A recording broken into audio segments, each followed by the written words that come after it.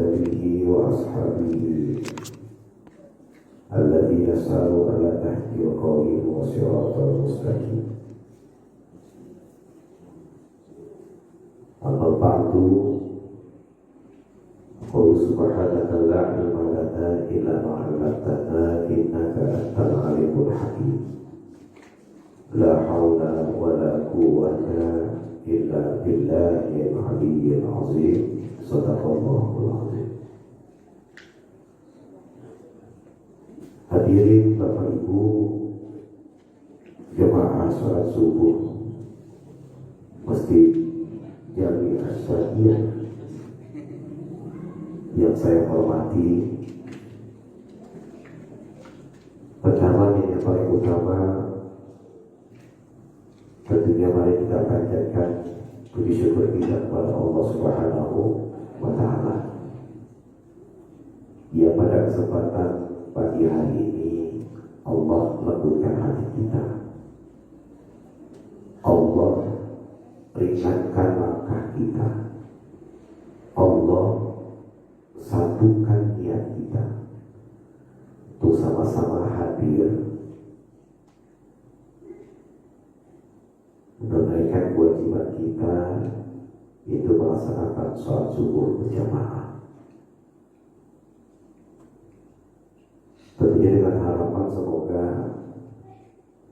sholat subuh yang baru saja kita kerjakan ini semua menjadi wasilah Allah hapus setiap dosa-dosa kita.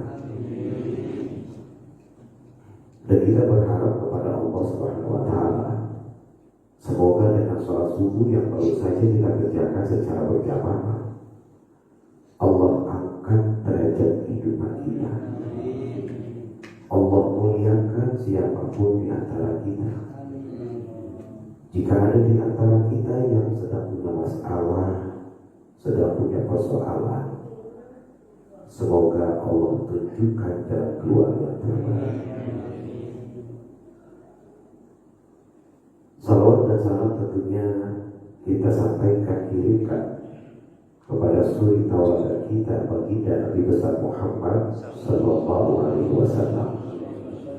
Mudah-mudahan kumpulnya kita pada pagi hari ini akan terus berlanjut di bawah naungan bendera baginda Nabi besar Muhammad sallallahu alaihi wasallam.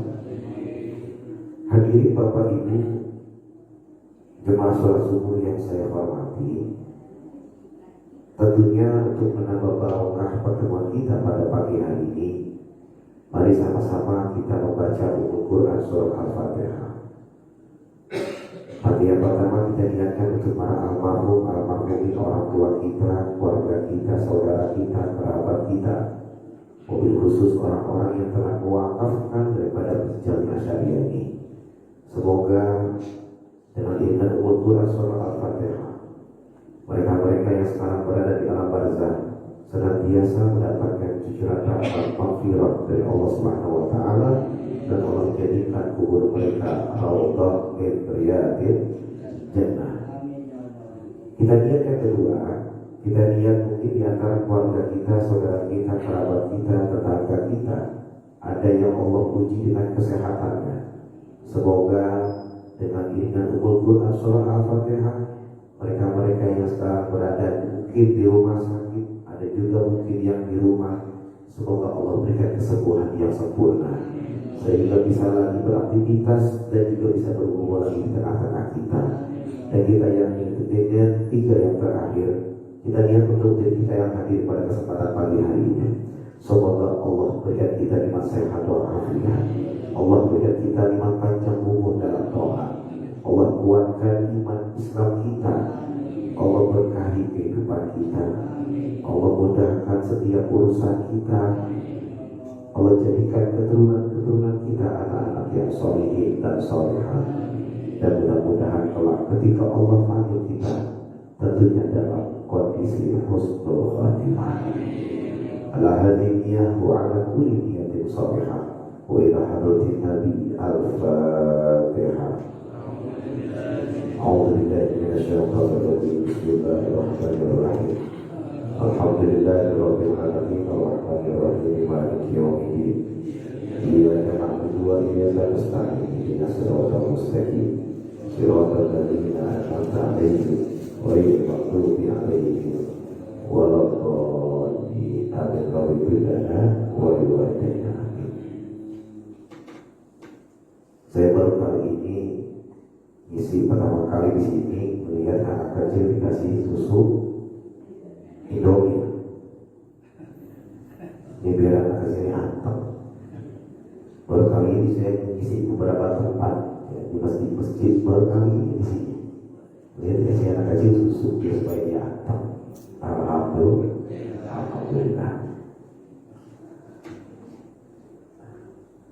Hadirin Bapak Ibu yang saya hormati, dalam kesempatan pagi hari ini, insya Allah saya akan menyampaikan satu hadis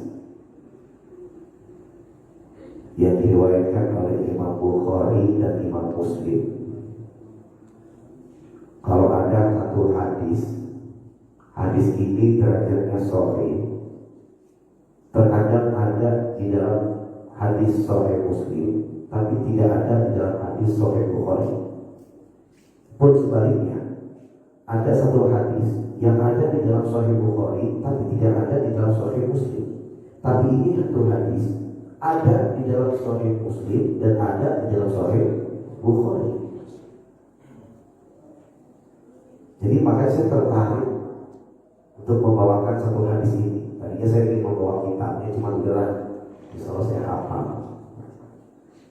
Jadi ada satu hadis yang diriwayatkan oleh Imam Bukhari dan Imam Muslim, bahwasanya ketika Rasulullah SAW duduk dalam satu majlis di Masjid Nabawi, tahu-tahu Nabi SAW menyampaikan kepada para sahabat-sahabatnya dalam satu majlis itu 3 amalan. Dibilang kata Nabi, qala Rasulullah sallallahu alaihi wasallam. Ini tentunya untuk menambah barokah kita pertemuan pada pagi hari. Saya pengen semua Bapak Ibu ikutin saya. Bismillahirrahmanirrahim. Qala Rasulullah sallallahu alaihi wasallam, ala adullukum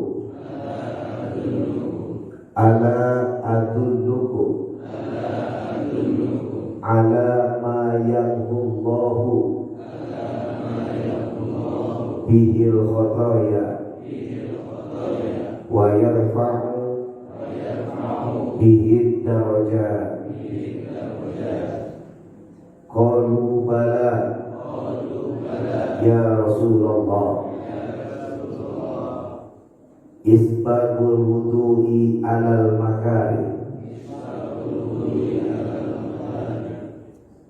Yang suaranya keluar setelah mudah-mudahan jadinya bertambah. Isbagul wudu'i alal makari wa kasratul khuta'i ilal masajid wa intizarus sholati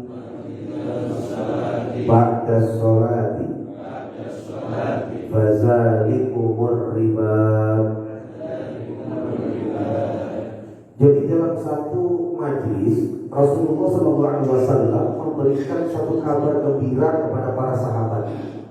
Beliau katakan, ala adullukum, wahai sahabat, maukah kalian aku tunjukkan suatu amalan? Ya tolong diperhatikan, tolong ditanya. Wahai sahabat, maukah aku tunjukkan suatu amalan? Ala adullukum ala ma yamhullahu bihil khotoya. Maukah kalian aku tunjukkan suatu amalan yang apabila kalian kerjakan, kata Rasulullah, maka Allah akan menghapus dosa-dosa kalian. Kalimat khotoya itu jam'un atau jamak dari kalimatnya khoti'atun. Kalau dalam bahasa Arab itu khoti'atun itu satu dosa. Kalau dua dosa khoti'atani. Kalau banyak dosa khotoya. Ini khotoya berarti banyak dosa. Wa yarfa'u bihi darajat. Dan Allah akan angkat derajat-derajat kehidupan kalian. Darajatun, satu derajat. Makanya ada namanya orang tuh haji darajat. Gak ada orang namanya haji darajat. Itu berarti banyak haji darajat. Jadi darajatun itu satu derajat. Kalau dua derajat berapa? Darajatan. Tapi kalau kalimatnya darajatun berarti itu banyak derajat. Jadi kata Nabi, kalau kalian kerjakan ini amalan, maka Allah akan memberikan ganjaran kepada kalian berupa apa? Dosa-dosa kalian akan dihapus oleh Allah. Dan Allah akan mengangkat derajat-derajat kehidupan kalian.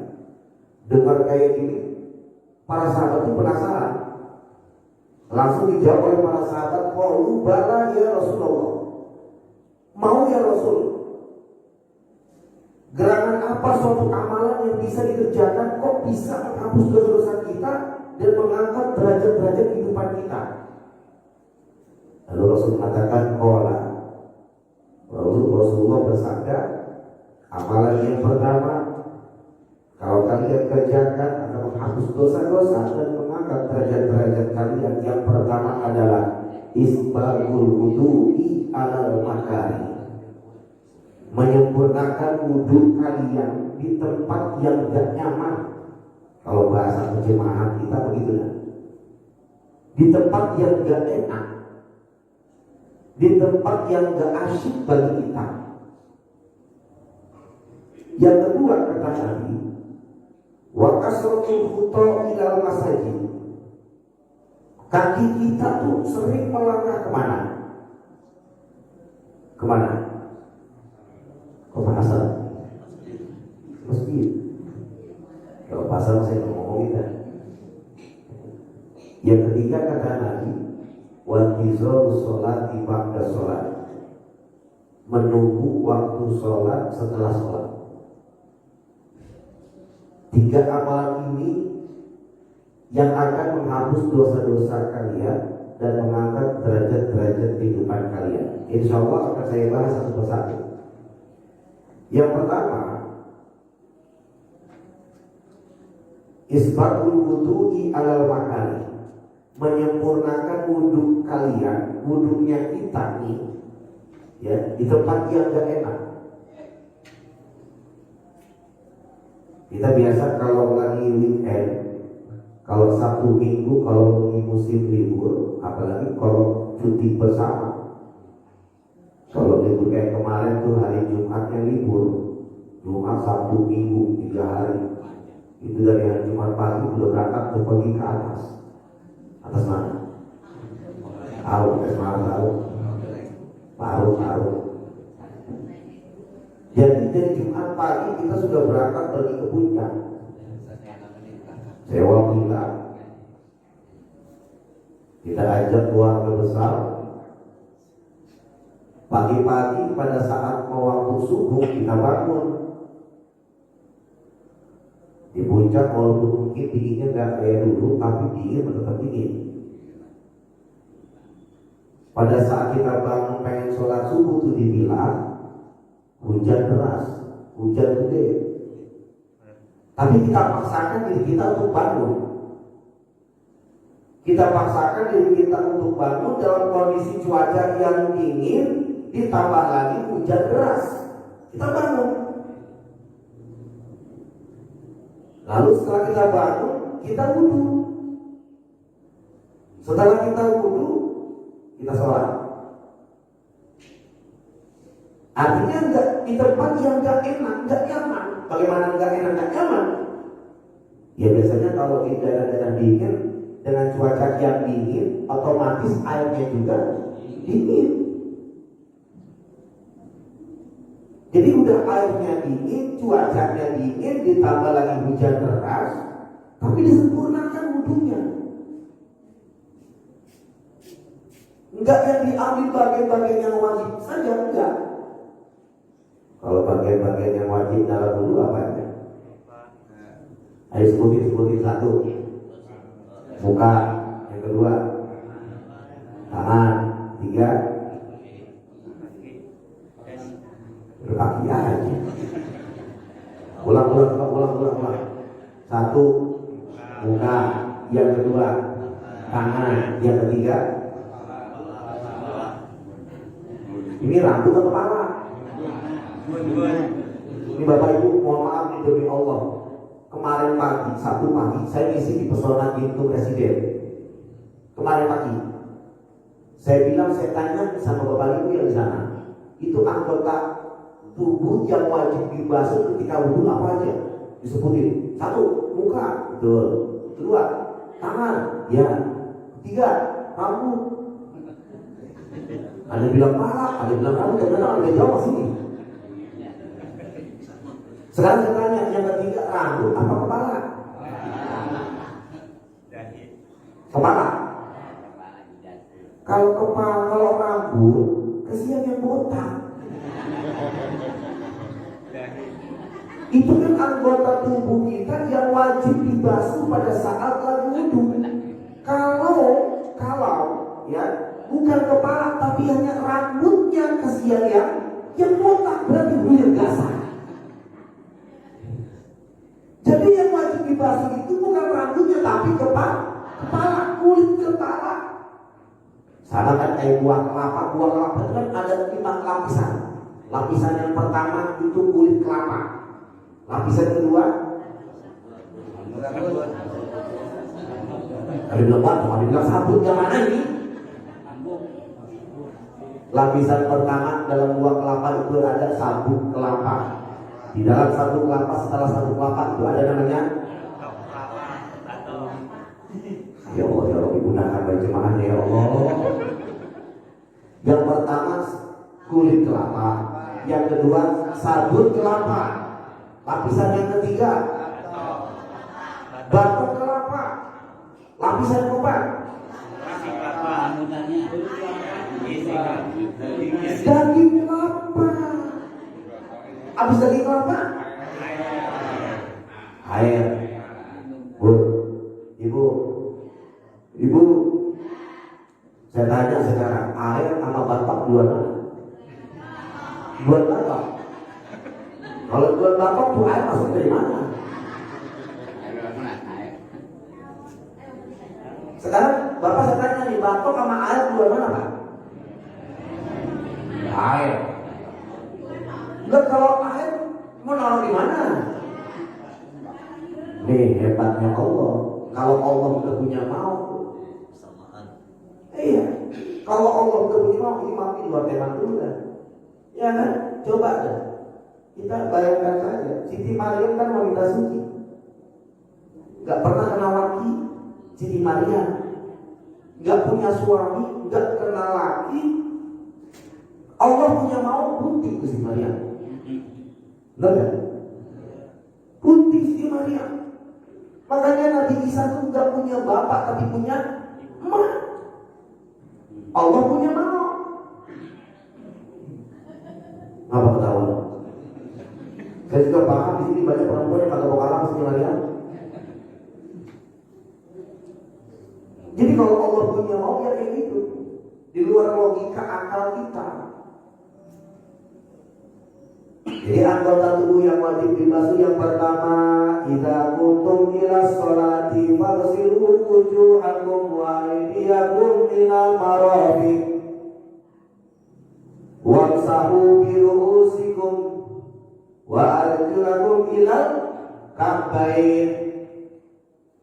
Jadi dalam posisi lagi kagak enak, tempatnya nggak nyaman, kondisinya nggak nyaman, dalam cuaca yang dingin, tapi kita paksakan diri kita untuk berwudu. Bukan hanya anggota yang wajib dibasuh, tapi tapi secara keseluruhan. Ya, secara keseluruhan. Biasa kalau kita wudhu kan apa?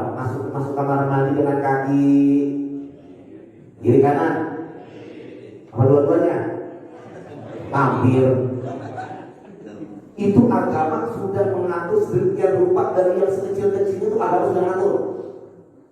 Mulai dari kita masuk kamar mandi, sebelum masuk kamar mandi ada doanya. Doanya apa?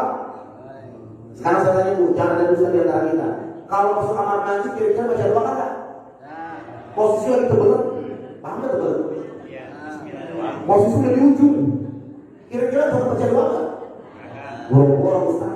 Kadang-kadang mau kaki kita kan saya udah agak tahu masuk aja udah. Kira-kira begitu kan? Masuk kamar mandi aja dalam agama udah diatur, udah ada doanya. Apa doanya? Allahumma barik lana. Apa doanya? Allahumma inni a'udzubika minal khubuthi wal khaba'ith. Ngasuh dengan kaki kiri. Makanya saya selalu tekankan ketika saya ngomong ceramah di mana-mana, apalagi masalah bab wudu. Kalau masalah fikih ibadah, ini jangan sampai kita remehin. Kenapa? Baik enggaknya sholat kita, kata Imam Ghazali di dalam kitabnya I'anatul Talibin, ya. Kata Imam Ghazali, baik enggaknya sholat kita yang pertama kali dilihatnya itu adalah wudu kita. Kalau wudunya benar, insya Allah sholatnya benar. Inna sholata tanha 'anil fahsya'i wal munkar. Makanya saya bilang di mana-mana, dan di sini pun saya akan ngomong. Kalau wudu, usahakan wudunya jangan di tempat atau di kamar mandi. Ini kadang-kadang kita di rumah kamar mandi ada keran tuh, wudunya di situ. Apalagi habis BAB, habis buang air kecil atau buang air besar, setelah itu kita wudunya di situ. Kita nggak tahu pada saat kita habis cebok, posisi airnya itu kan kadang-kadang kalau bahasa di sini kalau air itu nggak ngalir apa? Ngembang. Sama juga tadi sama saya. Kalau airnya kagak jalan, airnya ngembang. Otomatis lantai yang kadang-kadang posisi lantai kamar mandi kita itu kan nggak turun ke saluran air. Kadang-kadang rata, kadang-kadang pada saat di posisi saluran itu agak tinggi, jadi airnya ngembang. Kita wudu di situ, maka wudunya enggak sah.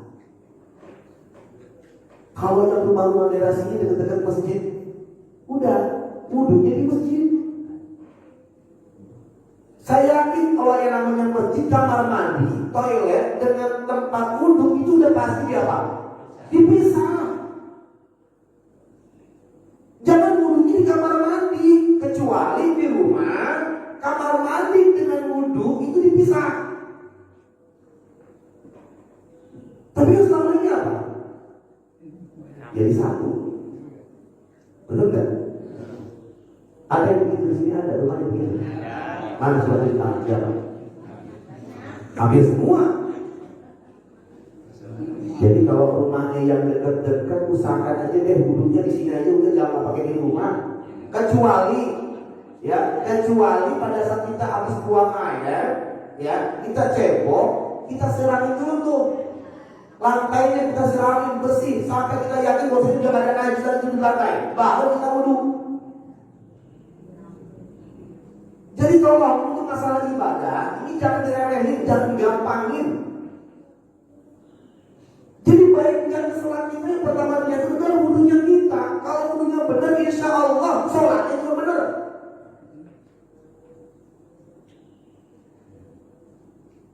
Jadi dilihat wudunya. Ini kadang-kadang kalau lompangan wudu nih, mohon maaf, lompangan kaki aja. Maaf biasa gitu ya. Pada saat wudu, lompangan kaki ini keran begini. Ada nggak begitu wudunya? Di sini ada nggak jemaah sini? Mana orangnya?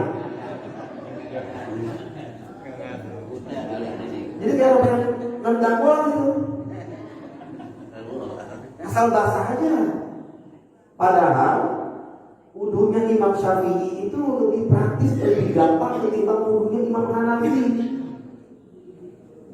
Saya kalau bawa jemaah umroh atau haji, ketika tawaf itu saya bilang sama jemaah, Bapak Ibu, sebelum kita tawaf kita sudah harus wudu. Wudunya kita taklid ke Imam Hanafi. Ditaklid ke Imam Hanafi. Kenapa kok saya taklid ke Imam Hanafi? Karena yang namanya Imam Hanafi, kalau Imam Hanafi mau disengaja nggak disengaja, ketika kita bersentuhan itu apa? Nggak batal. Tapi kalau Imam Syafi'i mau disengaja nggak disengaja tetap batal. Lah kalau kita pakai Imam Syafi'i ketika tawaf, langgar pelan-pelan kita tawaf, batal, ulang lagi. Udah putaran ke-6 nih, kesenggol, batal, ulang lagi, batal pelan-pelan. Makanya saya taklid. Niatnya bagaimana Ustaz? Nawaitul wudu'a li raf'il hadasil asghar taqlidan lil Hanafi. Ditaklid.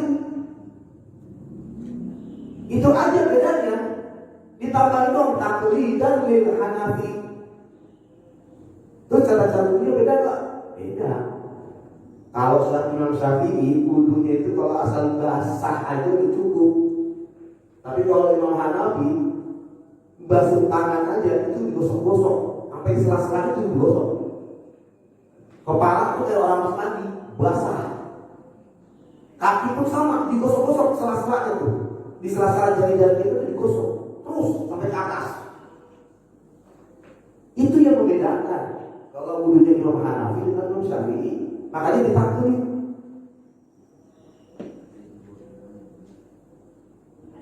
Ini satu amalan yang akan menghapus dosa-dosa kita, mengangkat derajat-derajat kita. Itu salah satunya menyempurnakan wudu. Contoh nih, kita pergi misalkan ke Pekalongan, naik kereta dari Gambir, dari rumah kita udah wudu. Ya, dari rumah kita udah wudu. Kita mau ke arah Pekalongan, naiknya dari Gambir. Ini kereta ini bukan kereta yang eksekutif, bukan ini yang pas ekonomi. Kalau di jalan goyang-goyang, pada saat di pertengahan jalan, tahu-tahu wudunya kita batal. Kenapa? Karena ini orang udah biasa nggak pernah lepas dari wudu. Akhirnya apa? Karena batal dia wudu lagi. Ya di kereta juga masih ada toilet tuh. Cuman kalau kita wudu di toilet, wudunya di kereta dengan posisi apa namanya? Goyang-goyang, kan itu nggak enakin, nggak ngasih buat kita, nggak nyaman buat kita. Tapi disitulah Allah akan menghapus dosa-dosa kita karena ada rezeki buat kita.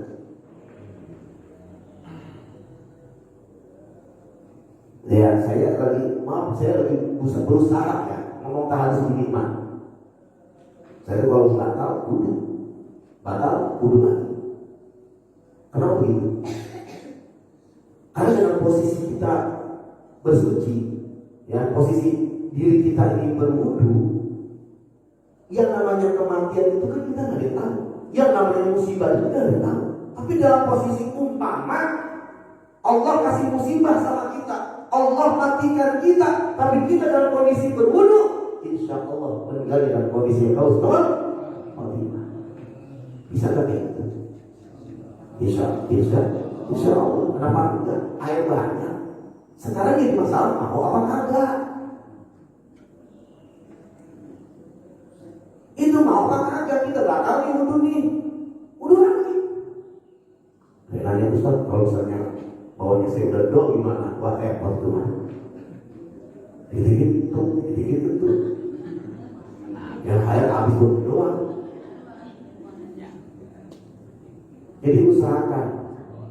Jadi usahakan untuk kehati-hatian kita dalam ibadah. Kalau kita yang biasanya wudunya di kamar mandi, di rumah, di kamar mandi, usahakan udah deh, wudunya di masjid aja deh. Wudunya di sini aja udah, jelas aman, bersih. Dibanding di rumah kita nggak tahu tuh kondisi kamar mandi kita suci apa kagak. Kecuali kita masuk pertama kali di kamar mandi, belum ada orang yang lain masuk. Posisi lantai juga masih kering. Kita cuma duduk doang, nggak kencing atau nggak buang air besar, langsung wudhu. Tapi ini kan kita kadang-kadang apa? Sebelum masuk kamar mandi udah ada yang duluan masuk. Lantai udah basah. Posisinya apakah itu lantai najis atau enggak kita nggak tahu. Apa pernah kita berpikir pada saat kita masuk kamar mandi sebelum kita itu udah ada yang masuk. Pas kita masuk, kita najis kata dia. Pergi gitu tahu. Bodoh. Jadi untuk lebih amannya duduknya di sini aja. Ya, lebih amannya duduk di sini aja di masjid. Itu lebih aman, lebih bersih. Ya, tingkat kesuciannya juga udah dijamin. Ini yang pertama, apa? Amalan yang menghapus dosa-dosa dan mengangkat derajat-derajat, menyempurnakan wudhu di tempat yang kagak. Itu yang pertama. Yang kedua, wakas qatul khutab ila masajid. Kaki kita tuh sering melangkah kemana? Ke masjid, ke musola. Ya, jangan memperbanyak ke masjid, ke musola cuma numpang tidur doang di teras, sholat agak. Ini terutama yang bapak-bapak nih. Kalau yang ibu-ibu mah gak wajib sholat di masjid, sholat di musola. Yang wajibnya itu bapak-bapak. Saya jujur belum lama saya ngisi pengajian siang hari di Masjid Al-Azhar, Jalan Sisingamangaraja Blok M. Saya sampai di parkiran, saya keluar dari mobil, itu ada baleho, banner gede banget. Bannernya gede banget. Tulisannya apa? Laki-laki soleh, sholatnya di masjid. Laki-laki soleha, sholatnya di rumah. Saya bengong, saya baca, ini maksudnya apa? Ternyata pas saya baca-baca, oh iya berarti kalau laki-laki yang sholatnya di rumah, berarti dia laki-laki yang soleha. Ibu, Bu, kalau ada bapak nih, suami ibu yang sholatnya di rumah, bilang gitu ke suami, Bang, kalau abang pengen dibilang laki-laki soleh, sholatnya di masjid, Bang. Betul aja lu, Ustaz Abudin ngomong. Jadi kalau pengen laki-laki sholatnya di rumah, tiba-tiba abang jadi laki-laki yang soleh. Jadi saya tekankan sekali lagi, untuk yang bapak-bapak laki-laki sholatnya di masjid, sholatnya di musola. Kalau yang ibu-ibu nggak wajib. Ibu-ibu sholatnya di rumah, sholatnya jangan di ruang tamu, tapi sholatnya di kamar. Nih, untuk ibu-ibu, apalagi yang masih jauh. Kenapa kalau ibu-ibu nggak wajib sholat di masjid, sholat di musola, apalagi jalan rumahnya jauh, jadi fitnah. Kalau nggak ada mahramnya, kalau mau ngapa mau laki-laki mau segini masa bodoh.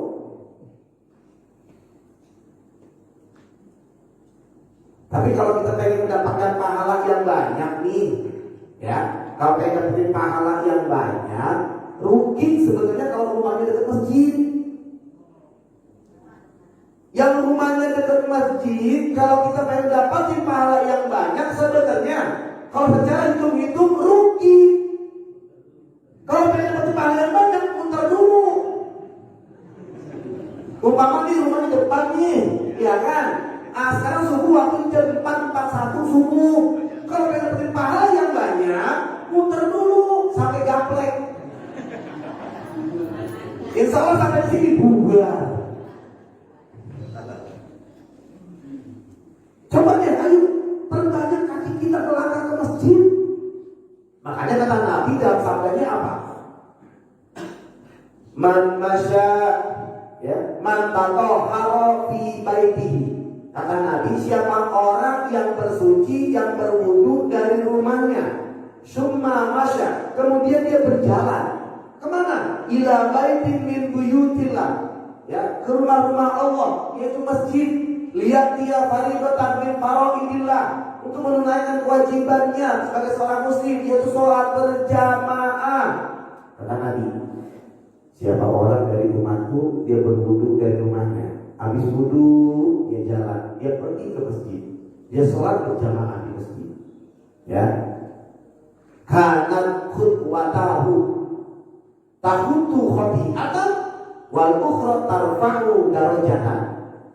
Jadi langkahnya itu yang kanan itu mendapatkan nilai pahala, ganjaran pahala di sisi Allah. Kaki kiri itu menghapus dosa-dosa. Makanya saya bilang tadi, kalau secara hitung-hitungan yang rumahnya dekat itu rugi.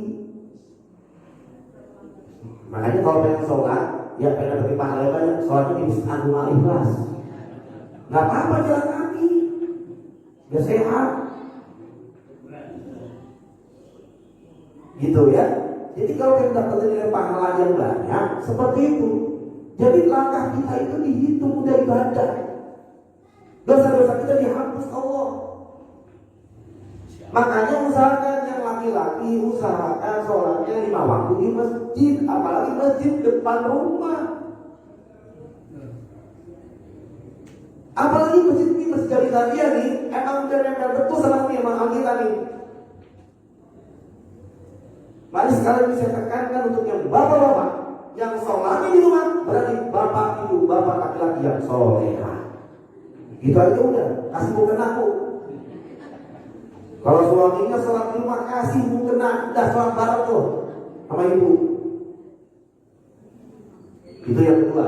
Yang ketiga, ya, amalan yang bisa menghapus dosa-dosa, mengangkat derajat-derajat. Yang ketiga kata Nabi apa? Wantizarus sholati ba'da sholat. Menunggu waktu sholat setelah sholat. Masuk tidur deh, apa? Yang berapa? Ayo, apa Pak? Menunggu waktu sholat setelah sholat. Maksudnya menunggu waktu sholat apa? Sebelum sholat, zikir dulu. Apa? Zikir dulu. Sebelum sholat zikir dulu, nungguin sampai nunggu aja. Ada yang lain? Wantizarus sholati ba'da sholat. Menunggu waktu sholat setelah sholat. Maksudnya menunggu sholat apa? Menunggu waktu sholat isya setelah sholat. Jangan menunggu waktu subuh habis isya kelamaan. Ngapain sih? Mau tidur? Jadi menunggu waktu sholat isya setelah sholat maghrib, menunggu waktu sholat asar setelah sholat zuhur. Jangan menunggu sholat zuhur setelah subuh, kelamaan. Enggak kerja.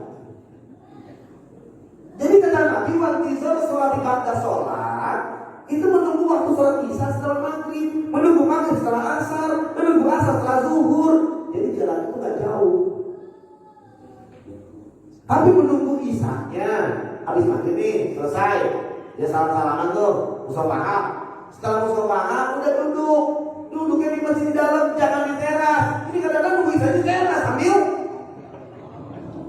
ibaratnya apa? Kopi. Ingat ya bisa ngomongin. Kita bisa pulang dah. Lagi di rumah juga kata anak bini dulu kalau bosan. Udah kita di teras rokok sambil timbalannya kopi. Bukan itu maksudnya.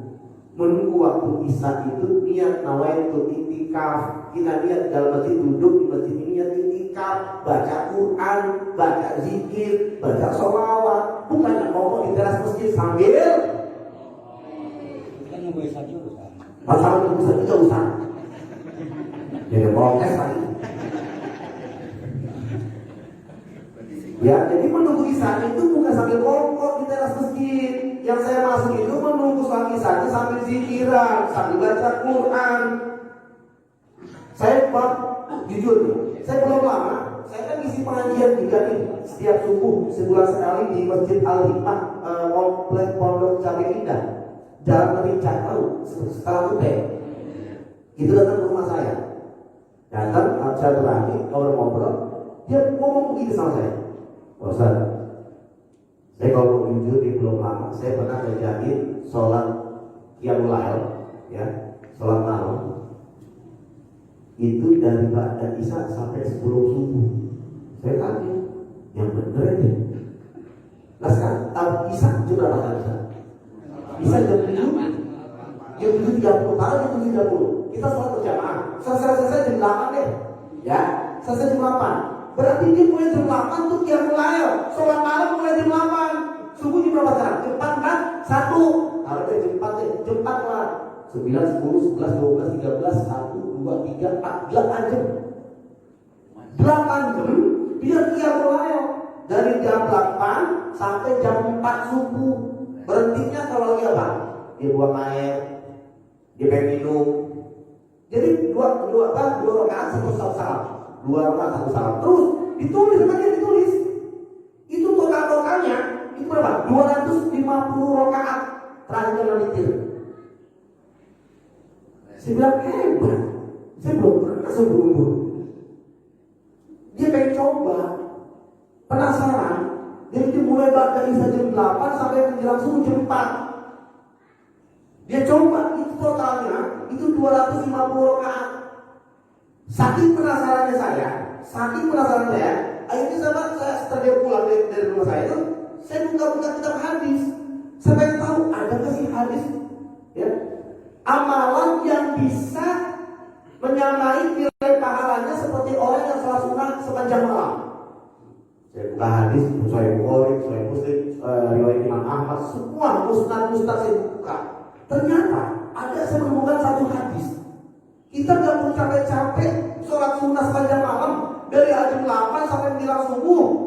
Boro-boro jam segitu kita harus sholat sunnah. 2 rakaat aja dalam susah. Ya. Nah, untuk mengganti hal itulah saya menemukan satu hadis yang diriwayatkan oleh Imam Ahmad dalam musnadnya. Jadi kalau kita hadis begini, man qara'a, siapa orang yang membaca Al-Quran bimi'ati ayatin. Mi'atun itu dalam bahasa Arab itu 100. Bimi'atin ayatin, siapa orang yang baca Al-Quran berapa? 100 apa? Ayat. Siapa orang yang baca Quran 100 ayat, ya, kutiba lahu qunutul lailah, maka dia seperti melaksanakan sholat sunnah sepanjang malam. Nilai pahalanya sama seperti orang yang ngerjain sholat sunnah sepanjang malam. Jadi kalau bapak nih habis maghrib atau habis isya baca Al-Quran berapa rakaat? Berapa ayat? 100. Maka nilai pahalanya sama seperti jemaah saya ngerjain sholat sepanjang malam dari 8 ke 4. Terus saya menemukan lagi hadis di dalam apa? Riwayat Imam Tirmizi. Dibilang apa? Rasulullah SAW bersabda, "Man shalla subha fi jama'atin." Siapa orang yang sholat subuh secara berjamaah, ya. Siapa orang yang sholat subuh secara berjamaah, ya, sholat subuh berjamaah, ya. Sholat subuh berjamaah, maka nilai pahalanya pun sama seperti orang yang melaksanakan sholat sunnah sepanjang malam. Terus lagi saya menemukan lagi hadis, man qoma, siapa orang yang sholat malam, ya, siapa orang yang sholat sunnah, ya, summan sorofa, kemudian dia selesai bareng imam. Kalau kita sholat sunnah selesai bareng imam, kira-kira sholat apa itu? Sholat tarawih, ya. Jadi siapa orang yang sholat sunnah bareng imam, maka nilai pahalanya pun sama seperti dia mengerjakan sholat sunnah sepanjang malam. Ada nggak kasus di masjid atau musola, imam sholat nih, sholat tarawih, ya, imam sholat tarawih, pada saat rakaat ke-8 ada beberapa jemaah yang bubar. Ada nggak itu kasusnya? Di sini berapa rakaat? 23. Nah, contoh.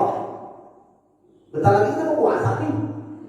Kita tarawih, ya. Di sini di Masjid Jami Saniyah ini 23 rakaat. Pada saat imam di rakaat yang ke-8, enggak ibu, enggak bapak, ada beberapa orang yang keluar dari barisan. Dia pulang. Kan dia cuma 11 doang. 8 plus 3. Dia menggoyang 23. Ya. Dia keluar dari barisan. Kemana? Dia pulang aja. Dia keluar dari masjid, pulang. Padahal imamnya masih ada. Kira-kira itu orang dapat nilai pahala seperti orang melaksanakan sholat sunnah sepanjang malam? Kenapa? Enggak bareng imam, enggak bubar, enggak bareng-bareng, kecuali masjid Jami Syariah ini cuma hanya 11 rakaat. Tapi kan ini kan 23 di sini. Pas 8 dia bubar. Maka dia enggak dapat nilai pahalanya tuh. Seperti orang melaksanakan sholat sunnah sepanjang malam. Jam berapa ini? 17. Ini doa masuk surga. Ya, jadi ini ya, udahlah nggak usah capek-capek. Memang bagus kita melaksanakan sholat sunnah sepanjang malam dari ba'da isya sampai menjelang subuh, bagus. Cuma Nabi nggak suka. Paman rogi ba'ani paling sakini, kata Nabi. Orang yang mengerjakan sunnahku terlalu berlebihan pun juga bukan termasuk golonganku. Makanya Nabi menganjurkan, ada dalam hadis yang tadi saya sebutkan tadi, lu baca Quran itu 100 ayat ini cukup. Baca Quran 100 ayat ini cukup tuh. Nilai pahalanya sama seperti dia melaksanakan sholat sunnah sepanjang malam. Ini saya kasih rumusnya tuh. Buru-buru sholat sunnah sepanjang malam. Mau terawih aja nih, ngeliat jadwal imam. Biasanya di musola di masjid, biasanya kalau bulan Ramadan, itu kan udah bisa jadwal imam tuh, ditempel di luar. Kalau mungkin hari pertama, hari kedua sih mungkin nggak pilih-pilih deh. Biasa dalam di mana-mana penuh, full sampai keluar. Tidak masjid ke musola, di mana-mana. Sama kalau awal Ramadan. Coba pernah Ramadan, lihat, udah mulai berubah. Mulai ada kemajuan sopnya. Apa udah ada Ramadan? Yang azan dia, yang makmum dia, imam dia. Berkeluar kamu di jadwal imam. Kadang-kadang yang lama-lama dia lagi. Bismillahirrahmanirrahim. Ya lama juga. Tidak. Udah ada bakalan di lagi apa? Imamnya kelamaan. Gue besok pengen sholat di Masjid Agung Al-Ikhlas. Dia lihat besok gue pengen sholat di Masjid Agung Al-Ikhlas. Sampai di Masjid Agung Al-Ikhlas, yang imam ketemu dia lagi. Ya dia lagi. Itu kalau kita sholat gini-gini. Di sini ada begitu. Mana kita? Ya Allah, ya Rabbi, ini cuma setahun sekali. Sholat pakai gini-gini imam, ya Allah, jangan. Jadi kadang-kadang cari 8 rakaat. Kalau di sini 23, itu 23. Jangan pakai gini rakaat, gini imam. Ini cuma setahun sekali kalau kita tarawih. Ayo, kita hidupkan malam-malam bulan Ramadan. Ya kita insya Allah mudah-mudahan apa yang kita niatkan dan kita impikan sebagaimana doa Nabi, Allahumma barik lana fi Rajab wa Sya'ban wa balighna Ramadan. Tahun lalu kita pengen ya Allah, mudah-mudahan tahun depan 2024 1445 Hijriah bisa dipertemukan kembali ya Allah. Pertemukan kami udah berasa hitungan hari Ramadan. Mudah-mudahan kita dapat sehat, ada umur, tahun ini bisa menikmati manis Ramadan. Insya Allah mudah-mudahan doa kita dijawab. Cuma pesan saya tadi, jangan jadwal imam. Di sini kalau jadwal imam kita nggak jual. Jangan. Jangan jadwal imam lagi. Ayo paksakan diri kita untuk ibadah sama Allah. Terkadang ibadah itu harus dipaksa, nanti akan Saya ulangi, Bapak Ibu, ibadah terkadang harus nanti akan Kalau kita terbiasa enak.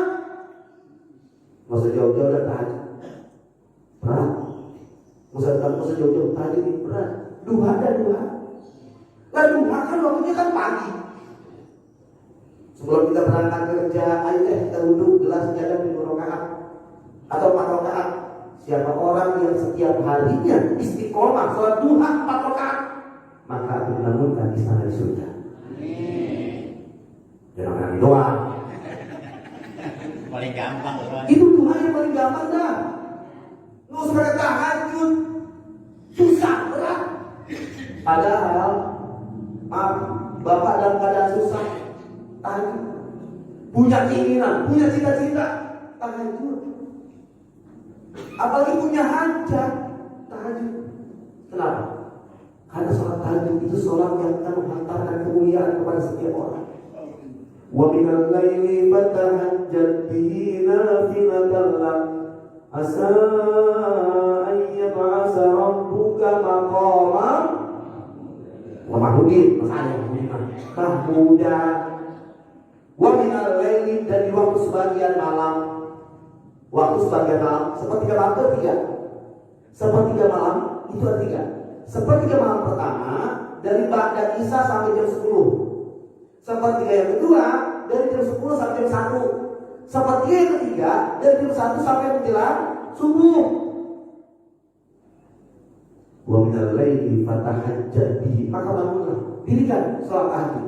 Nah, filatan lak, misalnya itu akan Allah tambahkan untuk dirimu apa? Asa ayyaba asa rabbuka maqaman mahmuda. Allah akan angkat orang yang ahli tahajud tadi maqaman mahmuda, ke tempat yang tinggi yang mulia. Di mana? Di sisi Allah Subhanahu wa taala. Makanya ayo, kalau kita cinta sama Nabi, cinta sama Rasul, ya, hidupkan sunnah-sunnahnya, qobliyah ba'diyahnya. Makanya yang sholat jemaah udah pasti qobliyah ba'diyah. Yang di rumah gak susah dah. Ayo jemaah di masjid. Ya. Kalau bukan kita nih Pak, siapa lagi yang menghidupkan di masjid? Ayo makmurkan masjid dengan apa? Lama-lama berbondong-bondong kita sholat masjid berjemaah. Sunnahnya itu berbanyak. Kalau yang waktu udah mantap, cari nilai tambahnya lagi. Anak, sunnahnya, qobliyah ba'diyahnya, duhanya, atau sholat tasbih. Oh, tasbih mah berat, bagaimana? Berat. Yang gampang-gampang aja dah. Ini kadang-kadang sekali itu tasbih mulu, langsung tasbih. Biasanya udah kagak berecok. Ya, udah yang simpel-simpel aja. Ya, kita butuh proses semua. Ya, yang penting apa? Nawaitu kita. Ya, perbanyak cari nilai tambah yang sunnahnya. Kalau yang paling udah mantap, cari nilai tambahnya yang sunnahnya. Makanya kata Nabi, man ahya sunnati faqad ahabbani. Siapa orang yang menghidupkan sunnahku, berarti dia cinta kepadaku. Wa man ahabbani kana ma'al jannah. Orang yang sudah cinta kepada aku dan menghidupkan sunnahku, kana ma'al jannah. Insyaallah akan masuk surga bersamaku. Alhamdulillah. Mudah-mudahan 3 amal inilah yang dapat kita kerjakan dalam hidup kita sehari-hari. Ya, amalan yang bisa menghapus dosa-dosa dan mengangkat derajat kehidupan kita. Yang pertama, menyempurnakan wudhu di tempat yang agak enak. Yang kedua, perbanyak langkah kita menuju ke masjid. Dan yang ketiga, yang terakhir, menunggu waktu sholat setelah sholat. Maksudnya apa? Menunggu waktu sholat isya setelah sholat maghrib. Dengan apa? Dan kita yang itikaf, banyak baca Quran, berzikir. Apalagi kalau ada kajian atau pengajian. Sekarang ada pengajian setelah maghrib. Mohon maaf, ini kejadian. Saya punya teman dulu sama-sama kuliah di Kairo Al-Azhar. Jadi bapaknya itu usaha batu cincin di mana tuh? Di Rauni. Namanya Pak Haji Husni. Nah, Pak Haji Husni ini punya toko di Rauni. Nah, sore tuh tokonya tutup. Dia pulang ke rumah. Kebetulan rumahnya dekat masjid. Dan Pak Haji Husni ini dia nggak pernah lepas yang namanya apa? Sholat berjamaah. Kecuali ya zuhur dan asar. Kenapa? Karena Pak Haji Husni di toko. Selebihnya di masjid. Pulanglah ke rumah, mandi bersih-bersih, langsung ke masjid. Sholat berjamaah di masjid. Nah, habis sholat berjamaah di masjid, ada taklim, ada pengajian. Pak Haji Husni sambil nyender, ya, sambil nyender dengerin pengajian. Setelah pengajian, biasanya kalau pengajian habis maghrib, isya selesai. Pas mau isya, ada jemaah melihat, itu Pak Haji Husni tertidur. Langsung diambil, dideketin. Haji sambil dia, Haji bangun. Undang di toko, Haji bangun. Pengajian sudah selesai. Bentar lagi isya bangun.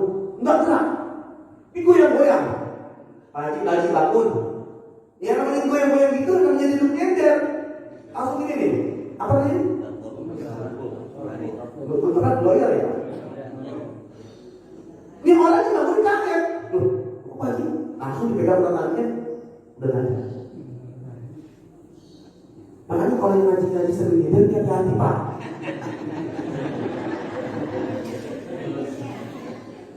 Makanya orang ngaji, mohon maaf ya, Bapak dengerin, Ibu dengerin. Kalau orang ngaji di masjid di musola sambil nyender, sama yang kagak nyender, ini nilai pahala itu beda. Kalau yang kagak nyender 100, yang nyender 50. Ya, mudah-mudahan ada manfaatnya apa yang saya sampaikan.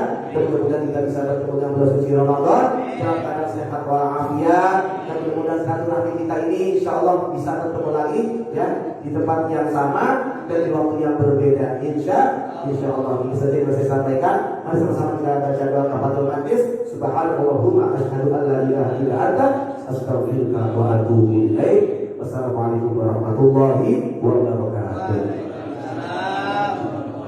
Mudah-mudahan apa yang terjadi pada beliau yang bisa ambil barokahnya, ambil manfaatnya, bisa kita amalkan dalam kehidupan sehari-hari. Mari sama-sama kita tutup dengan sama-sama kita bermusyawarah dengan guru kita. Kemudian kita berdoa kepada Sallallahu alaihi Muhammad.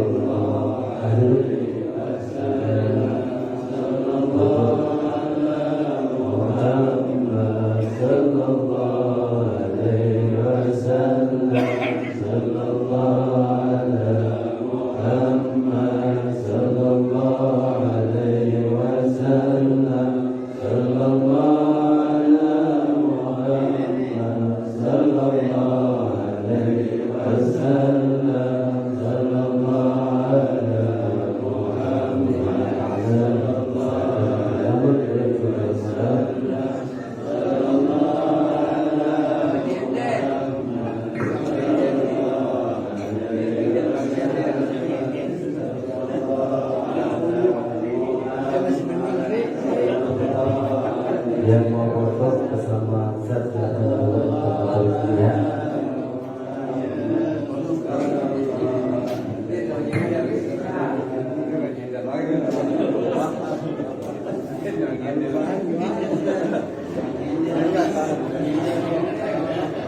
Foto dulu.